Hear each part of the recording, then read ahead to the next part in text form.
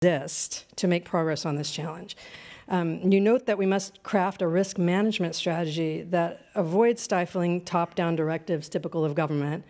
But right now, the bottom-up scene looks like a mob scene, certainly for elected leaders where I worked. Is there a middle-out strategy here? And could you share with us a policy step forward that allows for experimentation, innovation, and evolution, which is Tech Freedom's mission? Yeah, thanks. So first, let me say, I think the threat to democracy is not social media, it's human nature. I mean, human beings are really not wired to be, generally speaking, I mean, by default, to be able to engage in thoughtful, constructive civic discourse, right? That's the problem we're seeing, and this is simply a way of revealing that, but it's not a new problem. If you haven't read, just for example, Anne Applebaum's piece in The Atlantic recently about the polarization of European politics, especially in Poland, it's a really telling story. It's very sad, and it really focuses on how small incidents like the Dreyfus affair in France that could divide an entire country and polarize politics because people don't think clearly. People are tribalistic, and they tend to those defaults. So I am not blind to those realities, and I don't think it's helpful to deny that there's a huge problem here. Where I part ways with policymakers who've been leading this conversation is that they go from that to the easy default in every single tech policy conversation is, let's just make the platforms responsible. They'll figure it out. We'll just hold them legally liable for fixing the problem. I think that's problematic in lots of ways. It's probably unconstitutional. We'll talk a little about the First Amendment later. I think that's a good roadmap for thinking about how to think about this. But they're not starting with the actual problem. They're not starting with how you deal with bad actors. So we just spent the last year having a very painful discussion about how to amend Section 230, the law that has made it possible for internet platforms to exist and to host user-generated content without being held liable or having to screen every piece of information. And instead of focusing on the actual problem, which was the sex traffickers themselves and how to enforce the criminal laws against them, instead of doing that, which there was a House bill that I think did a pretty good job of that, we passed that House bill plus a Senate bill that simply said, well, platforms are going to be responsible for figuring it out. And that's the same thing that's happening here. Every policymaker thus far who's jumped into this conversation has said, well, we just need to make sure that the platforms will decide who can and can't speak. Right? That's a terrible way to begin these conversations, and it ignores the tools that are already out there for dealing with the actual bad actors. So if the problem is, and I think it is a real problem, is foreign attempts at propagandizing Americans, we already have some legal tools on the books. They're just extremely out of date and essentially useless. So people are finally starting to hear about the Foreign Agent Registration Act because, of course, it appears that many of Trump's closest associates may have violated FARA by not registering as foreign actors. Most notably, Paul Manafort is going to have a second trial as to whether he's violated FARA. To my knowledge, that will be the first criminal prosecution of FARA in something like 3 decades. There hasn't been a civil action in FARA in something like 4 decades. I may have had those two reversed. But there are reasons why that law is essentially unenforceable. There are several bills in Congress pending to fix FARA, to ensure that, for example, the Department of Justice actually has subpoena power to investigate foreign actors who fail to register, to go after them. No one has heard anything about those because those don't get any attention. And the members of Congress who have proposed solutions here that all revolve around deputizing the platforms, by and large, have not bothered even to co-sponsor any of those bills. So this is just to say that there are existing legal tools that we could work on to try to deal with this problem.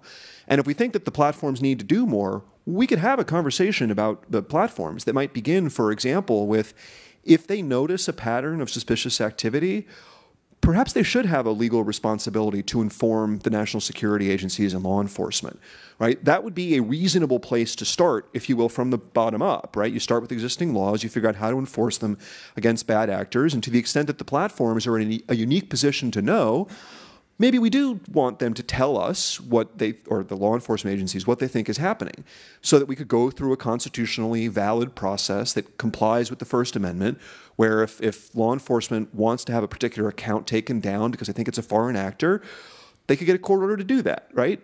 Unfortunately, that's not the conversation we're having. We're going straight to deputize the platforms, make them legally responsible for deciding who can and cannot speak. They'll figure it out. So that's sort of where people are coming from generally speaking, the left.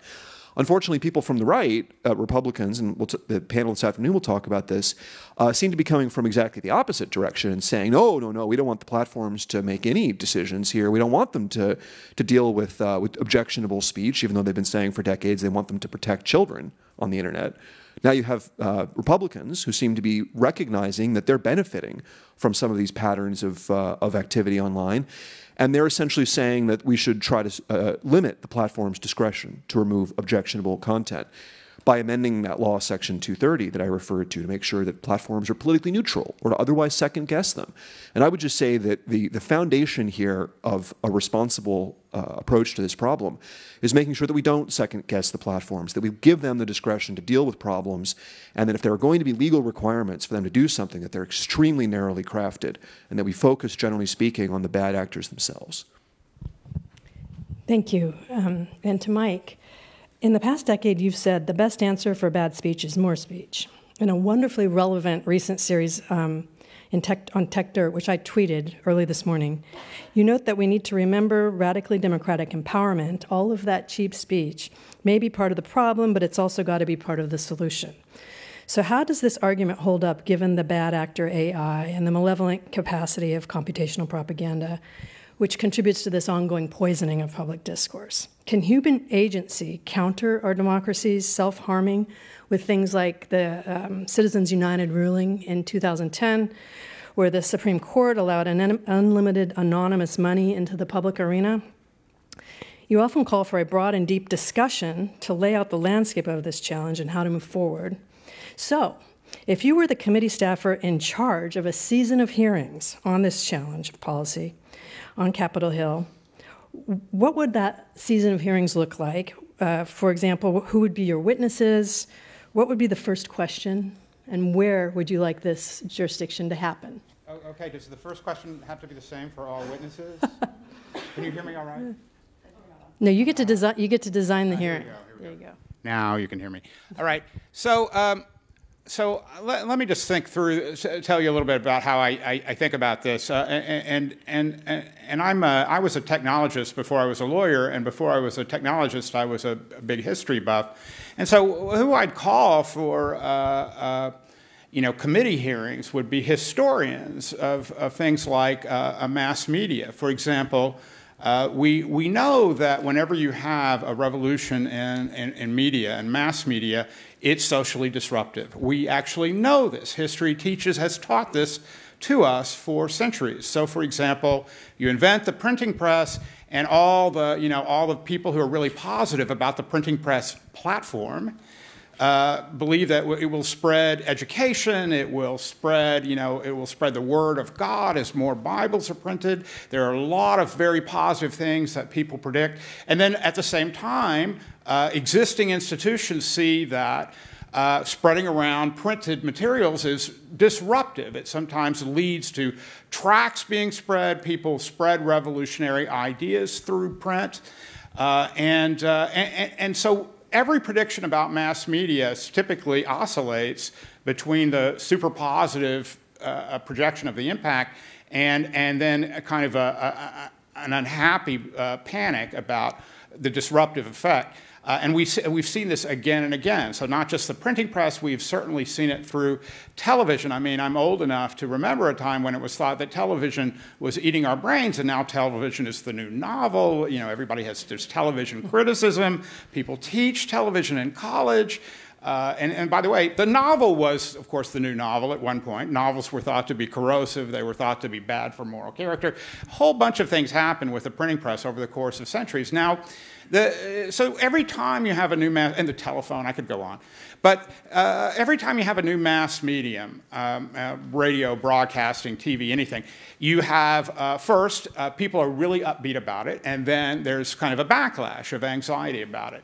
And I think Barron's right, certainly to point to the First Amendment as a kind of a roadmap for thinking about, but remember that the First Amendment has a set of instrumental functions for democracy. I mean, the First Amendment is supposed to serve democracy and our well-being as a democratic society. So as I said, the the biggest threat for democracy is democracy. I mean, democracies often make really bad decisions. And so the question is, when we're thinking about regulating social media, are we thinking about how we respond to a brand new social media, how do we ensure that democracies make good decisions? So in planning the hearings, I would have, certainly I would have historians come, I certainly would have technologists be witness, and I point out that when we worked on the challenge to the Communications Decency Act that ultimately ruled almost all of it unconstitutional in the Supreme Court in the mid-90s, we had everybody coming in and talking about the value of freedom of expression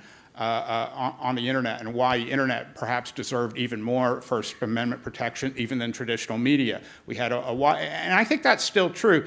I think that the question that you raise about the changes in the modern era towards not exactly monopoly platforms, but something close, where what happened to MySpace, what happened to other social media. We now have, Facebook is a dominant player, Twitter is in some respects a dominant player. So does that change the equation? And I think that there certainly are issues to be raised there. As Tim Wu, I think, wrote in his book, The Master Switch, which actually talks about a series of policy developments that function, as a function of mass media leading to the internet and including the internet. You often see a lot of competition at one phase of the introduction of a new technology, and then you see shakeouts, which are to some extent driven, not always, but to some extent driven by regulation. Sometimes it's a bad regulation, sometimes it's good regulation, but once you put regulations in place, it often pushes competition out of the way, and you lead, ironically, to monopoly platforms that create new problems. So that's not what's happened with Facebook or with Twitter. Those platforms became dominant, because they were allowed to be really competitive. I'm not going to raise any antitrust issues here because I don't pretend to think that there's an antitrust case here. But I do note that we're still in the very early years of adapting to a mass medium. Barron's point, I think, about the fact that people act foolishly, democracies have to have a high tolerance for that. If you just woke up, democracy, let me just tell you, people are going to want some crazy things and say some crazy things. That's always going to be true. But you have to figure out how you can set the gauge of tolerance pretty high. One of the, and I'll just close on, or at least stop for briefly on this. We worry about fake news. We worry about deep fakes. We worry about being fooled by digital media.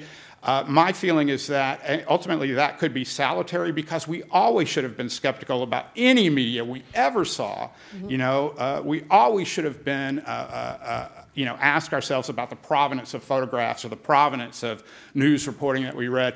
And skepticism overall is a good thing, and we still haven't yet trained ourselves up generationally to figure out that we should be so skeptical. Thank you. Interesting. Just listening to it makes me think of the foreign policy and international development economics, where other countries have experienced this so much already. And so this gives us a chance to see the United States in the scheme of things rather than as the scheme of things as democracies go. So one theme of this conference is how do we begin this discussion to right this imbalance that exists today. There's a lot of policy frameworks and white papers out there. I'll name some from academia, Omidyar's new tech ethics framework at Santa Clara University, the ethical AI list that came out of Brookings this week, and at Georgetown we just did a big project on ethical blockchain, Senator Warner's regulatory framework, Tim O'Reilly's talking about remaking financial markets so they look more like public benefit corporations, so a systems change. Renee, you've been working intensely with policymakers. Do you have any favored policy prescriptions at this point? What are the bright spots we should be keeping our eye on? And also, please go deeper into your research while you answer, because it's wonderful. So I would say there's a couple things. First of all, I work on actually detecting misinformation campaigns. So I have this policy hat, and that's who I'm here as today. But my direct work, the work that I do all day long, is actually looking at signatures of artificial speech, right? So this is why when I hear things like we just need more speech, I think, well, for $5,000, I can buy a whole lot of speech. and I can make sure that you're not going to know where that speech came from. I'm going to make sure it's going to look organic. The biggest cell phone I've ever seen was Twitter's recent decision to allow this ad technology that it gives to campaigns, where you click a button and then, so I as a campaign put out an ad. Recent example last week, I hashtag stand with Ted Cruz, some anthem thing. Twitter creates this ad. The Ted Cruz campaign tweets this ad of this card that this format that Twitter has developed, and real Ted Cruz supporters start. They click the button and it pops up a field in which the tweet is pre-filled, and then they effectively tweet a virtually identical statement to what the campaign has just tweeted. Now, you can imagine hundreds and then thousands of people doing this. You have literally made your users look like a botnet. So this is a product that Twitter has, for some inexplicable reason, decided is in some way furthering democracy, when what it does is, for people like me, it sets off this little alert on our systems that say that 2,000 people all just tweeted the same thing, which is a really great indication of bot activity. And then ironically, at 2 o'clock in the morning Texas time, a couple hundred to 1,000 people did all of a sudden tweet the same thing. So did all of those people wake up simultaneously at 2 in the morning Texas time to hit their button? Or does this this tool create an opportunity for bad actors to just all go and blast out the identical message, which gives the message lift and hopefully gets it trending? So this is the sort of thing that I look at. So when I hear more speech, I just think, well, it is very, very easy to buy speech. Can I ask you, so what... Yep. What exactly are you saying about that Twitter tool? I mean, I understand that it makes it hard to distinguish botnets from not botnets, but so what? Should Twitter not have done that? How should they have designed their tool? And do you think there's a regulatory response there? Well, what I'm trying to get at is the difficulty, and no, I'm not arguing for regulation at all here. What I am saying, though, is that there's a short term and a long term. So I've heard your points. In the short term, the platforms are the best lever for creating some sort of meaningful interference or shift in reducing the amount of computational propaganda. Regulation's not going to get there fast enough. Self-regulation's not going to get there fast enough. Individual actions by the platforms, who have a First Amendment right to do it, can actually inject some more of a restoration to speech being the type of activity that we've previously thought of it as. So not mass algorithmic, artificially amplified speech. You might feel that that we are somehow served in the political discourse by having a system in which vast networks of bots can spam a hashtag and push a message. I think that that's artificial. I think that it doesn't really add value to the conversation. I think that it's very easily manipulatable by the sort of litany of actors who want to push it. I don't think that that's a political dialogue. Well, just let me hold on. So I don't disagree with you. I'm just trying to tease out, what exactly do you think Twitter should do differently? How should they, if they don't offer that tool, what should they do? Well, they have a retweet button. I mean, if you want to retweet it, you can click the retweet button. This is an opportunity for someone to literally push out the same spam message, the same message, in a rather spammy way. So this is an interesting design decision, and I do think that we have to be thinking about one of the things we can do as technologists is think about the design of our systems and how design choices lead to conversational structures, which then lead to conversational frameworks and norms, which then lead to particular types of outcomes. I'm saying that. Do you want to not get into Well, no, I just want to, because we're going to have a chance to go back and forth, and I would also ask people to tweet questions at us with the hashtag, and during the course of the day, again, we'll get back to you if we don't have enough time for all of you on the dais. To answer the actual question you asked very briefly, which one's out there, the policy. Yeah. So there's regulation, there's self-regulation. We have the laws, norms, markets, architecture kind of framework. There's a lot of different levers in play. In the short term, I do believe it's the platforms, that their design decisions, their reweighting of algorithms that has the most immediate impact on striking the right balance between real speech and malicious automated speech. In the longer term, my preference is actually more for better communication in the way that you described, actually, between governments and, or between security apparatus and the platforms, rethinking the information operations doctrine, creating more of a deterrence framework that reduces that increases the consequences for people who choose, for foreign actors that behave in this way. Okay, thank you. So you said he wanted just a real specific. I just want to say quick very response. briefly about simultaneously timed floods of tweets that look like botnets.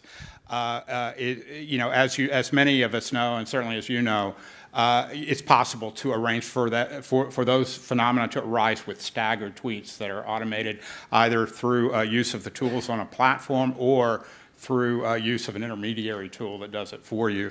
I just want to put that out there so that you know, in some sense, it becomes a technical race. You know, do you want the what is it that you want the platforms to do? Because the particular signature of botnet-like human activity is something that can be suppressed through various fairly straightforward measures. I understand, I like, just agree. the idea of making this part of your design decision-making. Yes. At the, bake it in at the beginning, so it's in the DNA of the platform. That Yeah. helps democracy. I totally. You look at the dissemination patterns, you look at the actors, and the content actually should be last on the list of the things that you're looking at. Okay, thank you. Baron, many have noticed that the Facebook hearings before the congressional committees last April were sort of a Sputnik moment for technology's impact on American democracy.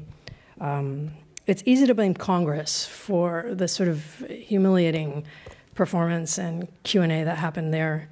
It might be the world's most powerful legislature, but it eliminated its technology staff in 1995. It's working at something like 40% less expert staff than it had in the 1970s, which was when those Schoolhouse Rock videos were made, to date that. As a pre-post-truth conservative and a lover of institutions, what policy framework do you advocate moving forward? A what? A pre-post-truth? You're pre-post-truth conservative. Okay, first of all, I'm not a conservative. Okay. I think the pre-post-truth part is a compliment, so thank It you. is, it is. Okay, so there's a lot to unpack there. So first of all, I am also a space lawyer. Space history is actually one of my particular interests. And I think the analogy to Sputnik is actually a great one because that was a great example of a hysterical panic over nothing, right? Sputnik was a fucking beeper.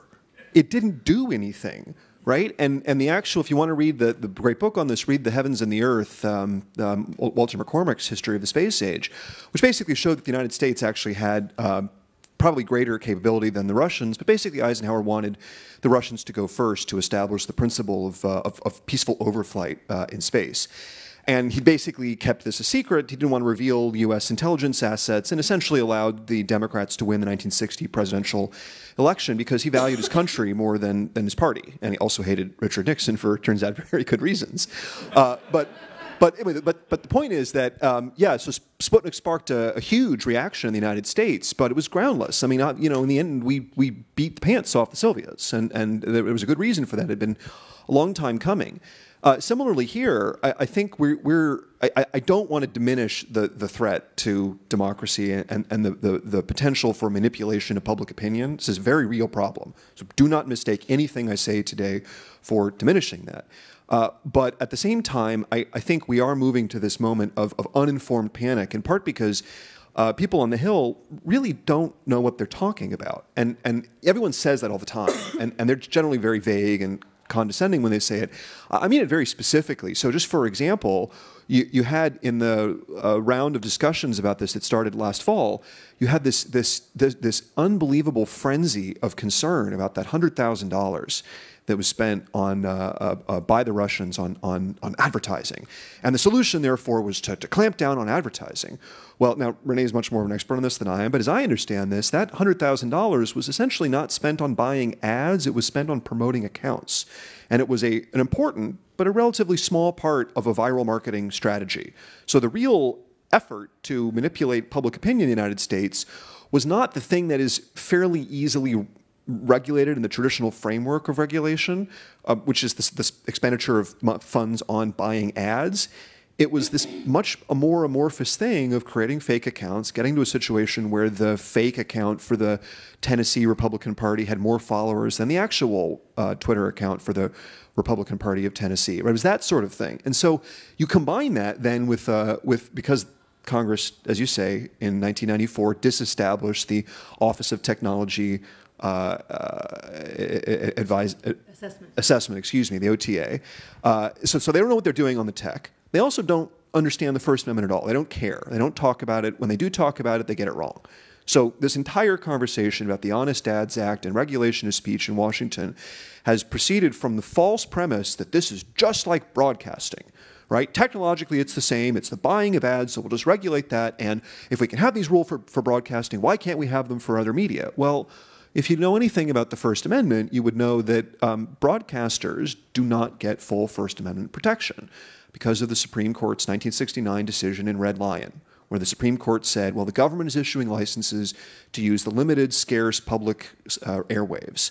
And for that reason, we're going to let the government regulate. Well, that's just not true for any other medium. And I can point you to the Supreme Court decisions that make this very clear. And it means that this entire conversation has been built on false premises about A, the technology, and B, what is constitutionally permissible. So it's a complete waste of time. We're not actually talking about the things I mentioned earlier, the things that the First Amendment generally gives you a roadmap to addressing, which is what's the government interest, how compelling is it, how do we deal with it through narrowly tailored mechanisms, which basically means starting from the ground up. What are the least restrictive means? If we had that conversation as a general matter, I think we'd get to a much more constructive place about regulation. We wouldn't waste our time on things that are going to be ineffective, or they're simply going to be struck down as unconstitutional, which most of these proposals, including those proposed by Senator Warner, would be. Okay, thank you, thank you. And my last question, before I'll have you ask each other questions if you'd like, is for Mike. And it's two parts. With considerable foresight, you predicted this current dilemma years ago.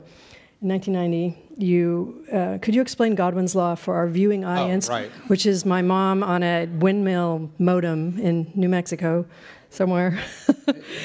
You predicted that we would descend into antagonistic polarization, and then all of a sudden Russia weaponized it. Did you see this coming? And then second, given the possible steps forward we just heard, could you troubleshoot?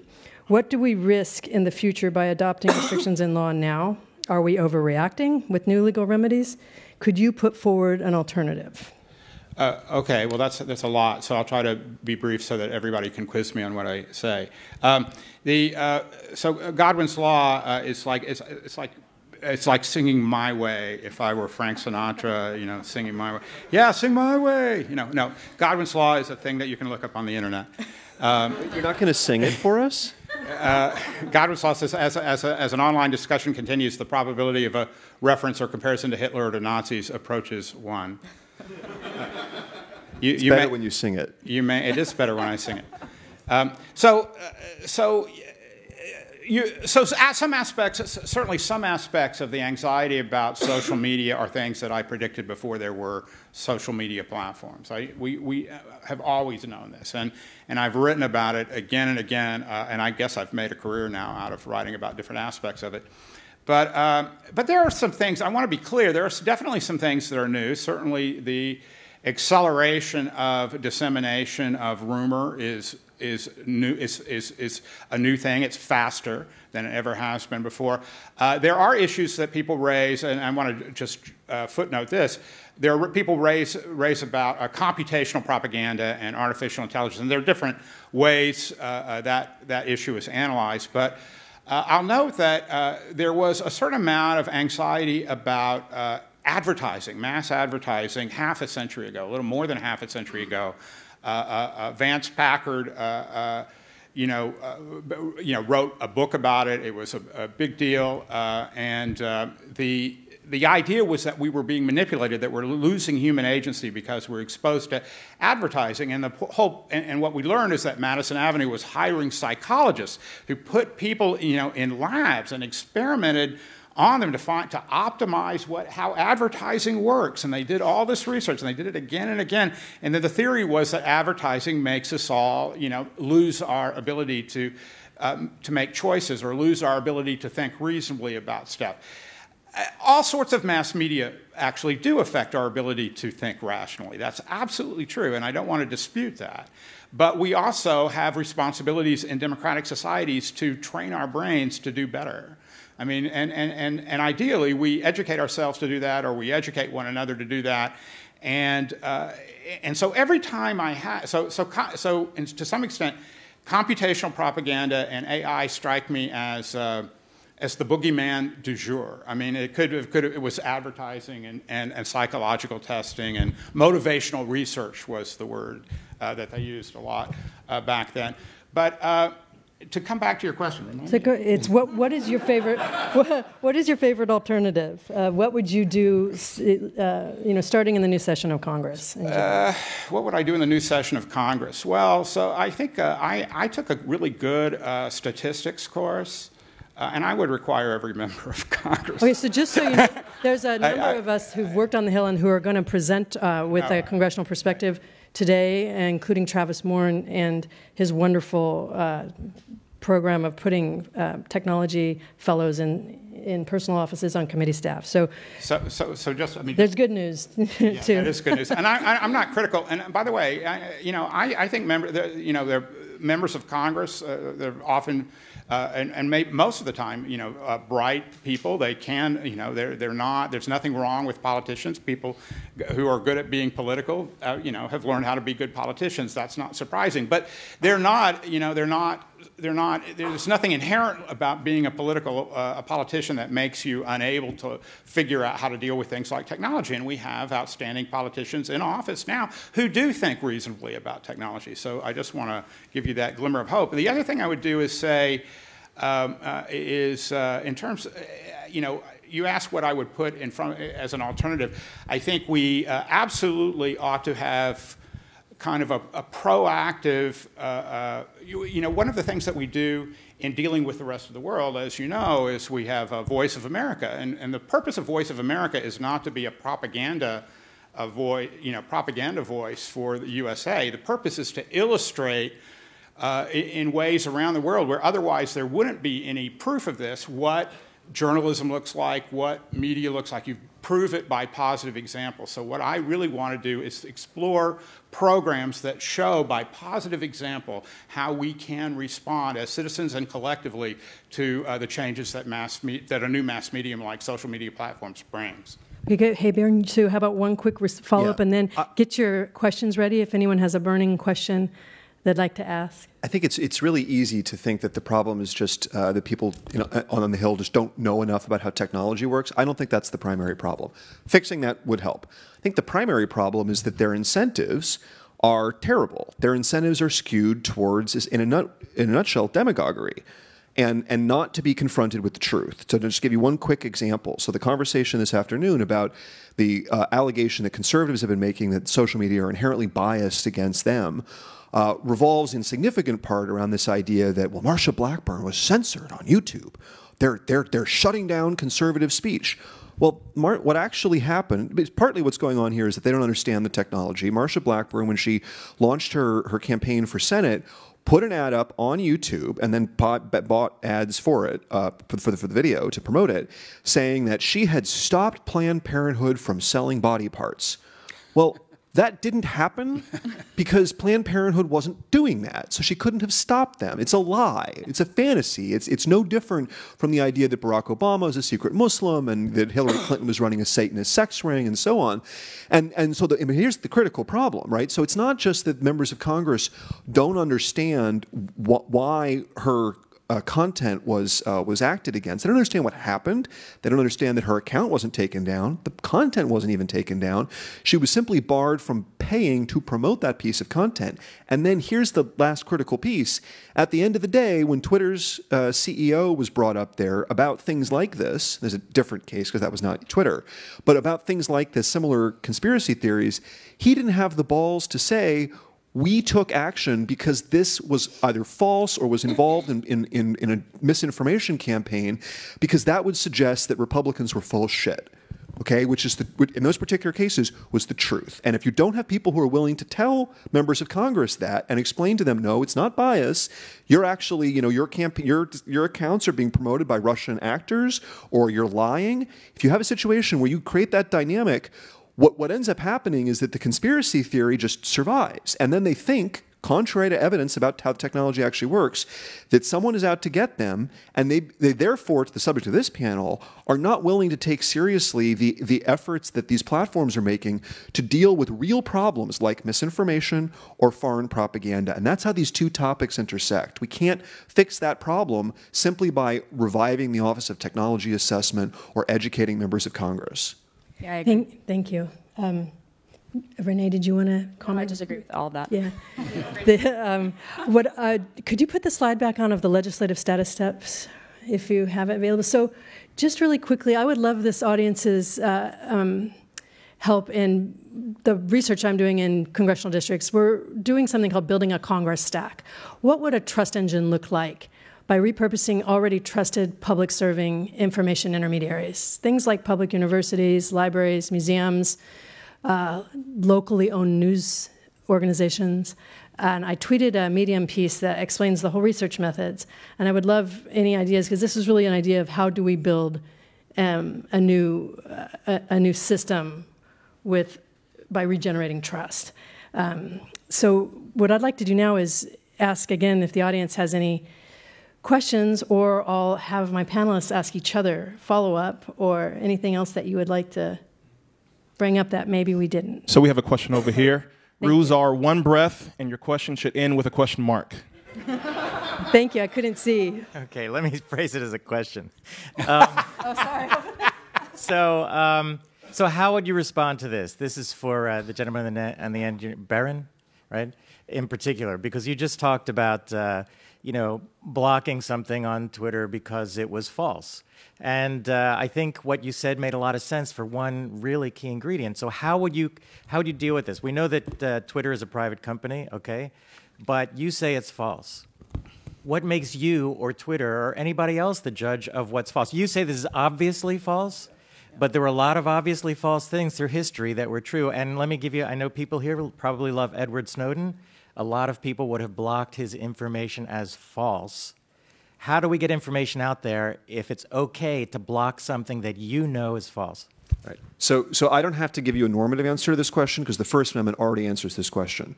Twitter is a private company that has editorial discretion to decide what it wants to host and not host. Period. End of story. It's not a public forum, except insofar as maybe Donald Trump's Twitter account or the politicians' pages on Twitter. Those, perhaps, are considered public fora in the sense that government actors can't limit your ability to interact with those. The services overall are private. It's up to the platforms to decide what is true and false. Now, we can have a non-political, ethical conversation about how they should do so, what sources they should rely on. Is the Southern Poverty Law Center a reliable gauge of what constitutes a hate group? Those are all perfectly valid questions. We can talk about what degree of transparency, how they should explain themselves.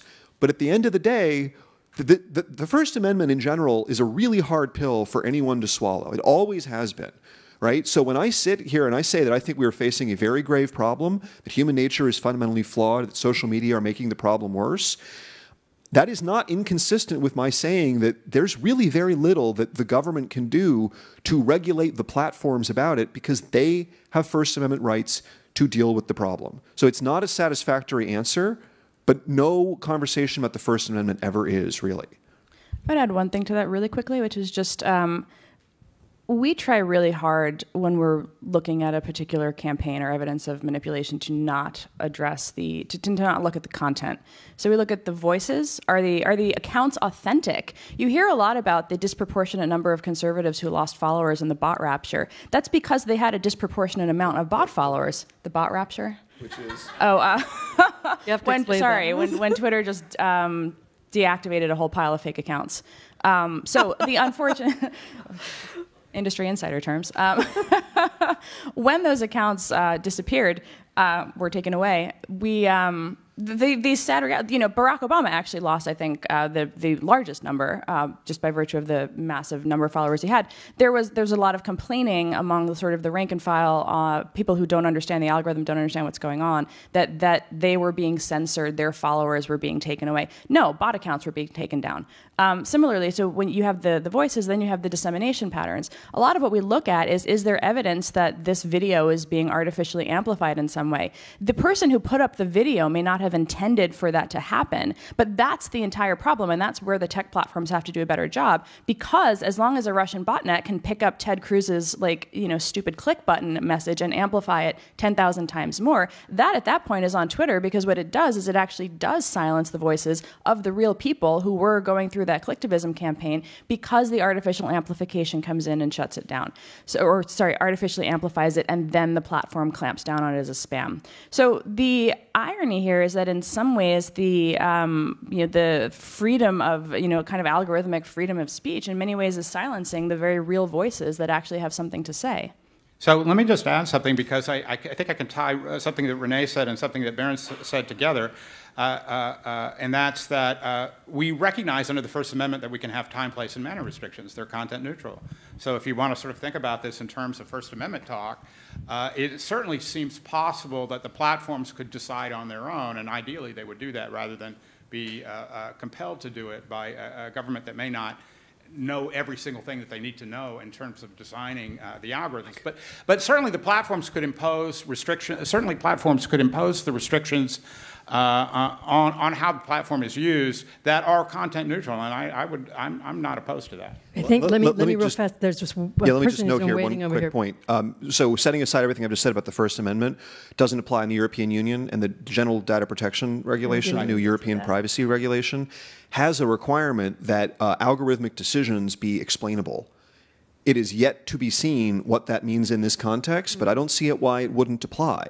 So there is going to be perhaps a legal mechanism outside the United States that requires some degree of explainability for why these decisions are being made, and we'll see how the platforms respond. Thank you for that. Yeah, ma'am, you get to clean up. Thank you. Okay.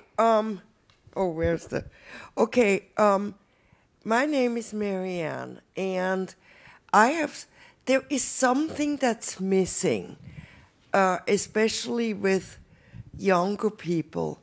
Where are the parents' teaching responsibilities?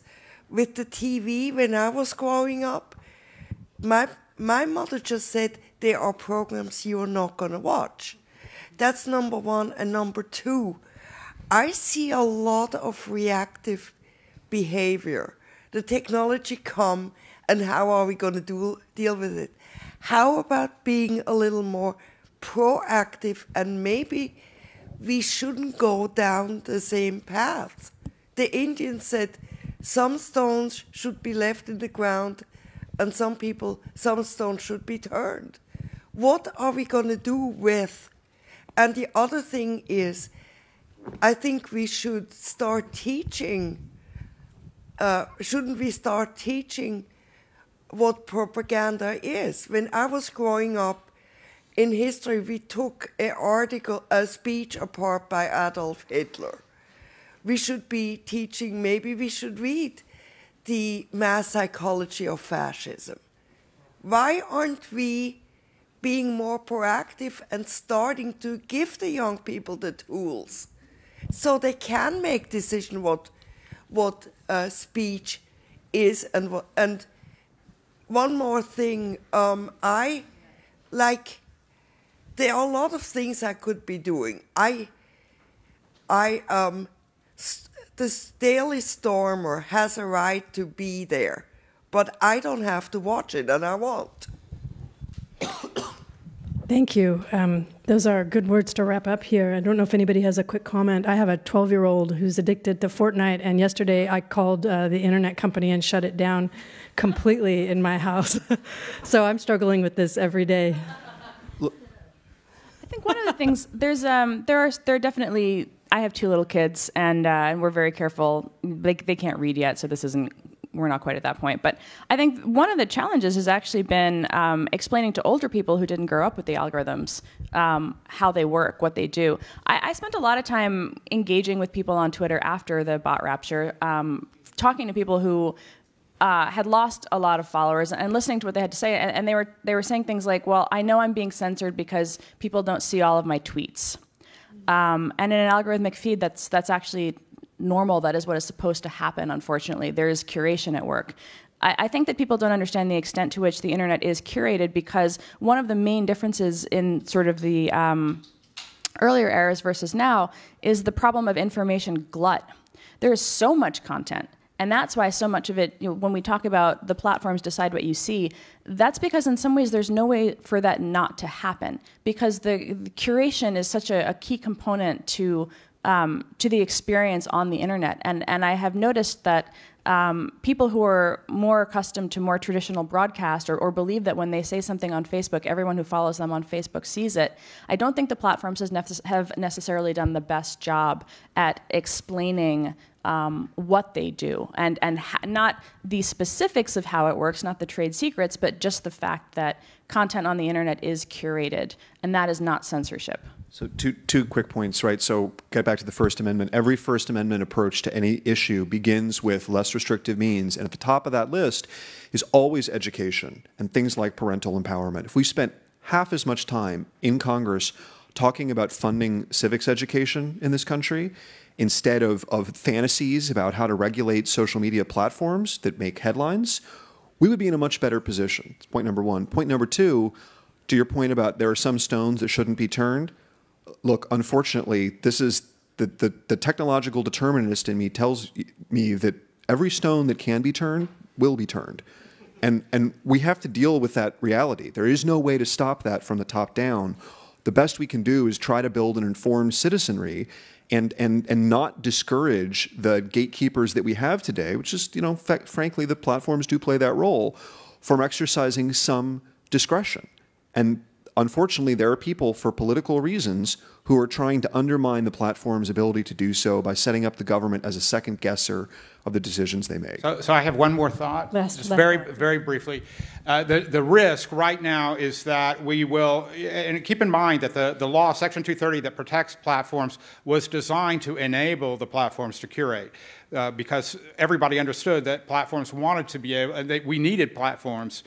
We needed media, we needed the World Wide Web and the internet to be able to have people make decisions about what to show us, so that we weren't necessarily swamped with a glut of information. And the second thing you have to recognize is that when you require platforms to do this, because human beings ultimately are at the top of the decision chain about how to curate in response to pressure from Congress, you see it, and when Congress and the rest of us are unhappy with the result, then we'll ask them to regulate more. So it turns into a cycle where we keep pushing the platforms to do more and more, and we're unhappy because the wrong people are silenced, or for other reasons, because it's ultimately human fallibility informs the censorship decisions. Thank you, panelists, and catch up with us in the break if you have follow-up questions. Thanks. Please join me in thanking the panel for a great conversation.